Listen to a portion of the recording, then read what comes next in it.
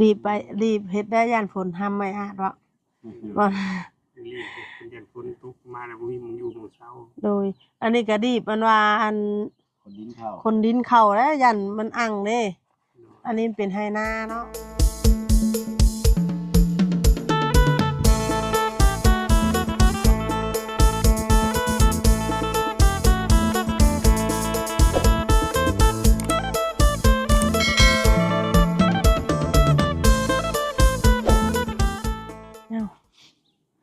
กราบทักทายสบายดีสวัสดีเด้อพ่อแม่พี่น้อง FC กันเบิดสุขคน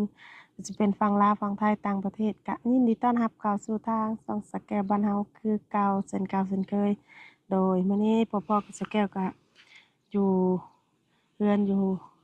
เฮือนซ่านของไออาร์ตเพิ่นอีกแล้วพี่น้องเนาะมื้อนี้ก็มาเยี่ยมมายามเพิ่นเห็นในช่องของช่องอื่นๆพี่น้องเนาะคือมีข่าวดีเข้ามาหาเพิ่นพี่น้องเนาะกะเห็นเพิ่นเอาของมาให้เพิ่นกะดีอกดีใจนะเพิ่นพี่น้องเป็นจังใดกลับไปเบิ่งไปซ้ำนุกันเนาะโดยว่าสิเป็นจังใดมื้อนี้พี่น้องท้องฟ้ากับพี่น้องคือฝนสิตกแท้นี่โอ้เนาะแบบครึมๆมื้อนี้เนาะเพราะว่าฝนตกเนื่องจากว่าฝนตกเมื่อคืนนี่ฝนรองเฮือนใหม่เพิ่นบ่หรือจังใดเนาะโอ้ มื้อนี้ก็ก้อนเมฆหลายพี่น้องเอ้ยเนาะโตผลส่วนเมื่อวานนี่ก็คือสิได้หลายเติบเนาะ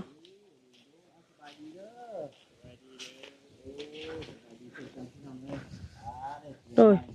โตมามื้อนี้จนทมจนฮอดพี่วันนี้เนาะโดยสบายดีเด้อมาคือมาเฮ็ดเวียกแต่เช้าแต่เช้าแท้มื้อนี้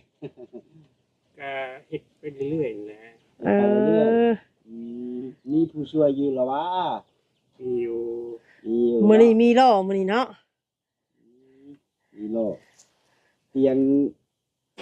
คักแท้เตียงนี่เราบ่เสียเอามาให้เพิ่นว่าซั่นเด้เมื่อวานนี่บ่โดยดีใจนำพี่น้องเนาะเพราะว่ามีบอนนั่งพักพิงโอ้ยดื้อเอาซื้ออันกล้วยทอดกินได้อยู่บ่ล่ะกินได้อยู่ยันว่าคลำโอเคเดี๋ยวกันเด้อโดยไว้เถอะน่ะมื้อหน้าจังสิซื้อมาให้ถูกแน่เนาะบ่ได้คลำหยังดอกกินได้เบิดทุกอย่างเจ้ายันว่ามีแนวขนมแก้วเนาะโดยมีผู้ใดเนาะบ่าวสุขบ้านเฮาโดยสุขบ้านเฮาสบายดีเด้อ FC ทั้งบ่สุขบ้านเฮาเด้อเจ้าโอ้ยจื้อได้เฮาน่ะเป็นชื่อแล้วเนาะบ่เพิ่นก็จำได้ดีอยู่เด้จำได้อยู่นะครับเป็นมุกดีใจนำเพิ่นพี่น้องเอ้ยบัดเจ้าจับอันส่วนจับอันนี้เจ้าบ่สั่นบ่ก็สั่นอยู่แต่ว่ามันเปลี่ยนไปเรื่อยๆนะครับบางทีมันก็คือบ่สั่นความจริงมันก็สั่นอยู่นะสุดแต่บังคับเนาะบังคับบ่ได้พี่น้องเอ้ยจังใดมันเป็นเองมันเนาะแม่นแต่ทั้งเฮาเป็นกำลังใจให้ทั้งอ้ายเพิ่นพี่น้องเอ้ยอ้ายอาจเนาะโดยสู้ต่อไปพี่น้องเอ้ยอันนี้ก็อยู่มีเตียงแหละห่วยมันร้อนกลางคืนก็ลงมานอนอยู่ลุ่มได้นี่โดยเนาะก็เย็นดีได้พี่น้องเอ้ยเนาะขึ้นนอนเทิงแล้วบ่นี่น่ะขึ้น2คืนแล้วดิ2คืนแล้วฝันดีบ่ฝันเลยสักแค่ยันว่าห่วยถามเด็กเด็ดเด้เนาะอย่าเพิ่นพี่น้องเราเองมันก็บ่ฝันยังบ่จำกินอีกคือตอนสิเมื่อคือว่าสร้างหยังก็กินนี่น่ะเพิ่นว่าคาถามีรถฟอร์ดเข้ามาเพิ่นให้ดันเลยเพิ่นสิจ่ายให้โอ้จังซั่นบ่เพิ่นให้เอารถฟอร์ดดันเข้ามาเลยเพราะว่าสุกนี่มันโดนเนาะเพื่อสิแล้วดินมันก็แน่นนะฝนตกบัดมาอยู่บ่ไหลรถฟอร์ดก็เห็นเพิ่นเข้าไปอยู่เขาไปเฮ็ดทางซ้ายอยู่ข้างในพอดีได้จับเขาออกมาเนาะโดยพอดีจังสิสบายเลยเพราะว่าบ่ถ้าว่าเฮามาถอกนี่ฝนบ่ห้ำก็ยังคายอันนี่คายอยู่เนาะดินบ่แน่นแห้งบ่ฝนแห้งบ่เมื่อคืนนี่ก็บ่แห้งแต่ว่าตกดนนะคล้ายๆฝนลิ้นจังซี่นะคือฝนดินเดือน9เนาะบ้านน่ะตกแห้งเกิดได้เนาะแม่นอันน่ะมันอยากลอกเฮือนใหม่ลอง2รอบไปเลยครับ2รอบบ่ได้หัวติบ่ได้หัวผ่านเนาะโอเคพี่น้องเอ้ย แล้วทางเอื้อยเพิ่นก็ขึ้นนอนนํกันบ่ เพิ่นก็ขึ้นนอนเมื่อคืน อืม ดีๆ เพราะว่าฝนตก เมื่อก่อนน่ะเพิ่นยังบ่ได้ขึ้นบ่ เมื่อก่อนเพิ่นขึ้นผู้ชายขึ้นคนเดียว อ๋อคือว่าแล้วพี่น้องเอ้ยเนาะของแนวยามฟ้ายามฝนเนี่ยนอนตูบเพิ่นก็ห่วยฝนหัวใส่หัวเพิ่นก็ซ้ำบ่ได้อันว่าเฮือนใหม่แท้บ่ขึ้นนอนเทื่อเนาะไฟฟ้าก็บ่ได้มีได้เนาะ บ่มี อืม มีแต่บ้านหลังนั้นที่ใช้ไฟฟ้า โอ้ ที่เป็นต้นไม้หลายน่ะมีบ้านอยู่ข้างในคุณโตมันทั้งคุณโตมันอยู่ในบ้าน คือว่าแถวนี้มันก็ไกลสมควรเนาะ ต้องให้อ่านนั่นนี่มีไฟโซลาร์เซลล์หรือบ่นี่ มีดอกเดียวแต่ไม่ได้ มีดอกเดียว อืม ใส่อยู่ทางตารางพี่ ก็ใต้โทรศัพท์เนาะ แต่โทรศัพท์โอ้ยเฮาก็ใต้ยามเนาะว่าเฮาสินอนเขาเดียวนึงเนาะก็ค่าอยู่ได้บัดนี้บัดมันร้อนเฮาก็ลงมานอนอยู่เตียง รับบ่ฮู้เมื่อแจ้งเฉย กินข้าวแล้วบ่มื้อนี้น่ะ กินแล้ว กินข้าวกับหยังไง กินกับปลาเผาบ่เจียงซื้อมาให้จังหวะ ดีๆจังนะพี่น้อง โดยเพิ่นคือกินแต่เช้าแท้มื้อนี้วะ อืม เมื่อวานนี่คือว่าบ่กินข้าวเช้า เมื่อวานนี้บ่ได้กินข้าวแรงเมื่อวานนี้นอน โอ้สมพอหันแล้วซะเป็นหยังอดบ่ ก็เป็นบ่อยาก อืม กินนี่ก็ได้ก็บ่อยาก แบบดีใจ โดย อิ่ม ดีใจก็ว่าแม่นอิ่มก็ว่าแม่น คือว่ามีข่าวดีเข้ามาหลายแท้เมื่อวานนี่เนาะ มีไผนี่น่ะ อ้าวคือว่ามีอันนี้แน่แล้วก็มีข้าวพร้อมเมื่อวานนี่ มีข้าว2กระสอบมีเตียงบ่แซนเลย ฮะคือว่ามีข่าวดีเข้ามาหาเพิ่นเรื่อยๆเนาะดีอกดีใจนํพี่น้องเอ้ย นะครับ โดย มาติดตามหรือว่าอัปเดตให้พ่อแม่พี่น้องได้เบิ่งได้ชมนํกันไปเรื่อยๆเนาะ โดย ผู้ใหญ่ผู้ใดอยากฝากสิ่งของมาให้ทางให้อ่านเฮาพี่น้องเลยก็ฝากกันเข้ามาได้ว่าซั่นเนาะทางเฮาโดวยความยินดีที่จะเป็นสะพานบุญให้พี่น้องเลย โดยเพราะว่าเพิ่นมีข่าวดีเข้ามาตลอด จ้า ข่าวมื้อคือว่าตั้งแต่ออกมาเริ่มนี่แล้วเนาะข่าวดีเข้ามาเรื่อย โดย ๆโดย มีข่าวดีเรื่อยๆอยู่ อืม จนล่าสุดก็ได้เป็นเฮือนเป็นชานนี่แหละมา โดยดีใจพี่น้อยเนาะ จาก นอน ที่ได้ดินแล้วก็ได้ดินที่แรกก็ได้ดินเนาะได้ดินดีซื้อดินนี่ให้แล้วก็เป็นทางน้ำให้เอามาก็เป็นเฮือนแล้วก็มาข้าวใหญ่อีกเมื่อวานนี่ก็บ่แซ่นมอบข้าวให้2กระสอบเที่ยง โอ้ ก่อนหน้านี่เพิ่นก็มอบให้กระสอบหนึงบ่แซ่น โอ้ เป็น3สอบได้นี่ โดย เนาะ เป็น3สอบแล้ว โดยเลย โอ้3สอบนี่สอบหนึงกินนี่เดิมเติบได้เนาะ โอ้2-3เดือนพุ่นแหละ โอ้ ว่าสองคนเนาะว่าสองคนกิน บางคนก็มีแต่ผู้เฒ่ามันก็บ่ค่อยกินข้าวนี่ ก็คือยังหนึ่งน้อยเลยเนาะ โดย ยังหันยัง คัน มัน เฮามีเด็กน้อยก็เปลืองแหน่ที่เขาก็บ่ได้คิดเพิ่นว่าแต่เพิ่นได้มีเด็กน้อยก็สิเขาอัดบ่แจกเพิ่นว่า หากคันมีเด็กน้อยก็ม่วนแบบนึงได้เห็นเนาะ โดยมีแต่ผู้เฒ่าก็คือว่าแล้วกินอยู่จับๆแล้วก็เซา ป้ามันลมแท้มื้อนี้ พอเตียงยังบ่เข้ามาที่นี่ ย่า เนาะ งยังบ่ได้เข้ามา สิเข้ามาสวยในนิดนึง แม่น เพราะว่า ๆเพิ่นเข้ามาคู่มือบ่ เพิ่นมาซุมื้อ อืมคือว่าแล้วเพิ่นก็มาอัปเดต ช่วง ให้ เฮ็ดเฮือนเพิ่นอยู่ประจำการอยู่ที่นี่เด้อบ่ได้ไปไสเลย โอ้จนเท่าแล้วเฮือน กินข้าวแล้ว เพราะว่าเป็นงานเพิ่นเนาะเพิ่นสิปะบ่ได้แบบสิทุกงานพี่น้อยโดย เฮาก็ติดตามเพิ่นอยู่ แม่นแบบนี้ทุกงาน เห็นเพิ่นเฮ็ดอยู่ได้กับค่ำกลางคืนจนว่าค่ำก็ยังเฮ็ดอยู่ได้ แม่น โอ้ว่ะนานแล้วบาดนี้ว่า รีบเฮ็ดได้ย่านฝนห้ำไม่อาดวะว่า รีบเป็นยันฝนตกมาแล้วบ่มีหม้องอยู่หม้องเช้า โดย อันนี้ก็ดีบอันว่าอัน คนดินเข้า คนดินเข้าแล้วยันมันอังเด้อันนี้เป็นไหนาเนาะถ้าว่าฝนตกมามันก็อังเนี่ยยังสิปลูกเฮือนพื้นเฮือนไผ่อยู่บ่หรือว่าจังใด เห็นบ่เตรียมเพิ่นว่าเพิ่นสิต่อเติมให้อยู่แต่ว่างบบ่มีแล้วเพิ่นกำลังรองบอยู่ โอ้โดย ทางบ่เตียงรองบอยู่ งบเฮ็ดต่อเฮือนไผ่ให้เนาะ ต่องบเพิ่นรองบแล้วก็เฮ็ดเกยออกไปอีก250เพิ่น อืม ตามเพิ่นเว้าเนาะ เนาะ โดย ทั้งนี้ทั้งนั้นก็ฝากผู้ใหญ่ใจดีทุกท่านนั่นล่ะ โดย โดย เรื่องของน้ำเด้ซั่น ห้องน้ำเพิ่นก็ว่าอยากเฮ็ดอยู่แต่ก็บ่มีงบคือว่า ย่านว่ามี ก็ต้องรองบมากอีกก่อน บ่ยันว่ามีช่วงอื่นน่ะนะ โดย ยัง เรื่องการของน้ำพี่น้องเลยเขาก็รอรุ่นหรือว่าฟังข่าวไปเรื่อย โดยสักข่อยสิไปเบิ่งทางเอื้อยบ่ค้ำเพิ่นก่อนเด้อเพิ่นเฮ็ดหยังเด้บ่นี่ ๆเรื่องใกล้อยู่บ้าน พี่น้องเอ้ยหมักเพชรที่ว่าเพิ่นปลูกเมื่อวานนี้โอ้ซื่นอยู่นี่เนาะเอาเลยอ่าฮะปลูกเฮิงไปได้ตัวนี้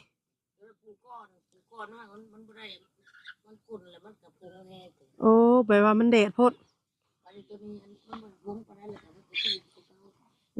กินข้าวกับหยังอ่ะน่ะข้าวกับสังเด้มื้อนี้โอ้ไข่ปลาเอาเลยกินข้าวเช้าบ่โดยมาหมกพริกลาเมื่อวานนี่เนาะคิดว่าญาติว่ามันเหี่ยวอ่ะบ่เหี่ยวเนาะอ้าวหัวสิไข่สิไปไหว้ใส่หัวสิไข่นี่อืมปลูกคือปลูกลายถ้าปลูกไว้ขายบ่ตะเก่าน่ะบ่ได้แต่ปีตะเก่าหั่นได้ปลูกอยู่พุ่นน่ะปลูกขายบ่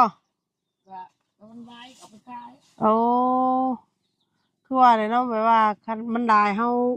คันเฮาบ่ขายเฮาสิเฮ็ดหยังเขาจะขอไปปลูกยักษ์กันเขาก็มาเอา3มันก้นให้เขาอ้วกก้นเอา3มัน3กอ โอ้ เขาก็เป็นใหญ่เลยโดยปั่นกันปลูกเนาะนั่งเถื่อโดยนั่งเถื่อห้องเฮารับแล้วก็ไปขอน้ำเพิ่นคืนปั่นนอปั่นแนวกันโอ้โดยหมักพริกหมักพายพี่น้อยเนาะ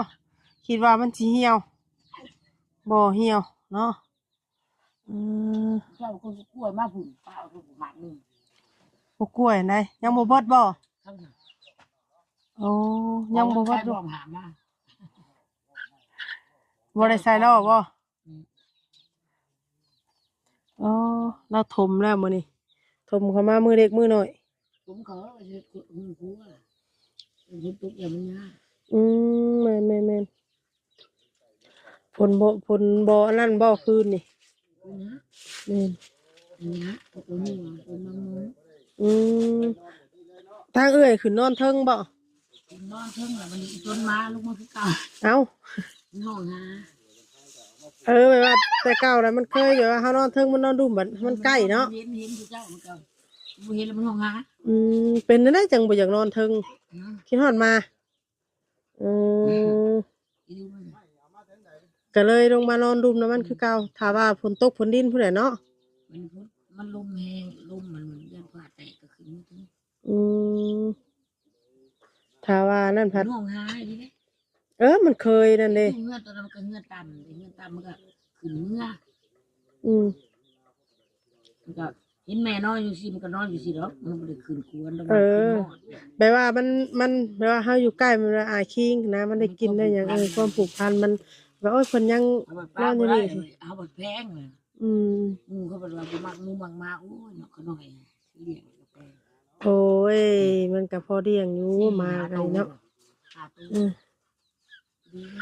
มันก็ดีได้มีมานี่ถ้าว่าเฮาบ่มีมานี่ เวลาคนมาเนาะต้มเขาอะไรเลย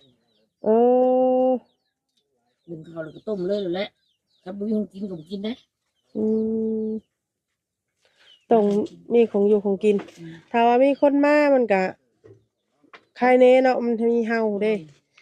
เฮาบัดช้ำนำมันอยู่นอกสิห่วยคันว่ามีแต่ว่าบ่มีมาคนมาเฮาก็บ่ฮู้ซ้ำมีมาบัดไข่ได้พี่น้องเนาะโดย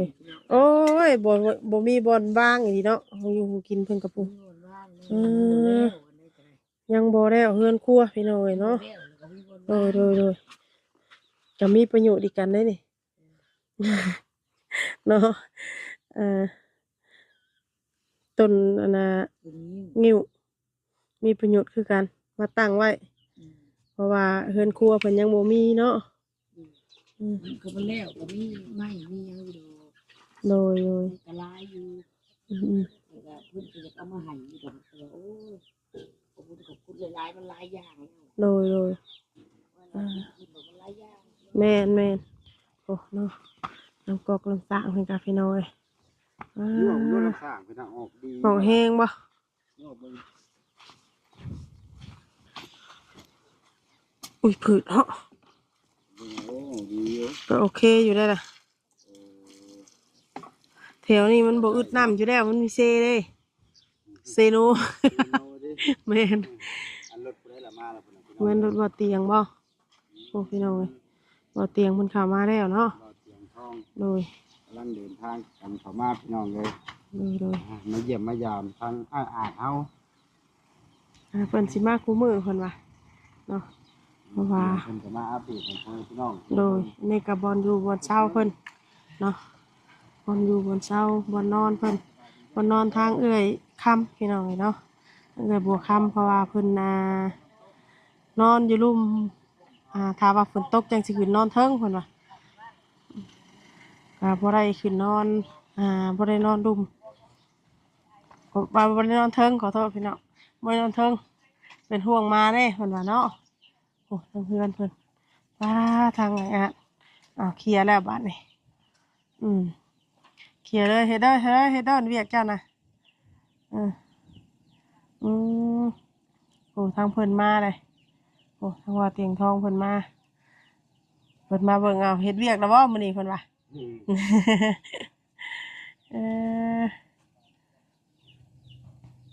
เหยียบไปเหยียบมามันก็อันนั่นแหละเนาะเหยียบไปเหยียบมามันก็อันแจกเองมันพี่น้องเอ้ยดูโอ้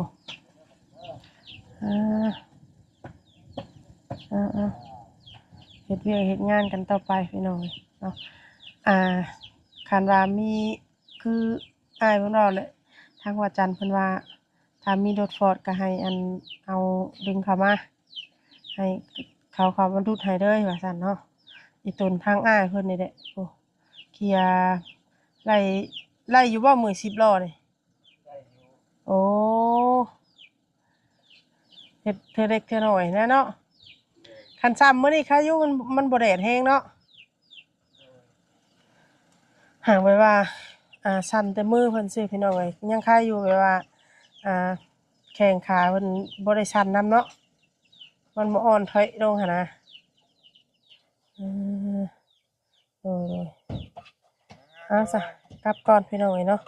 โดยเอาเตียงเพิ่นมาเลยเนาะโดยกลับก็ได้อ้ายเด้อโดยสบายดีทางบ่อเตียงทองพี่น้องเอ้ยเพิ่นหากลับมาทางโดยสายตื่นสวย เบิ่งยามใดก็ยังรอคือเก่าติ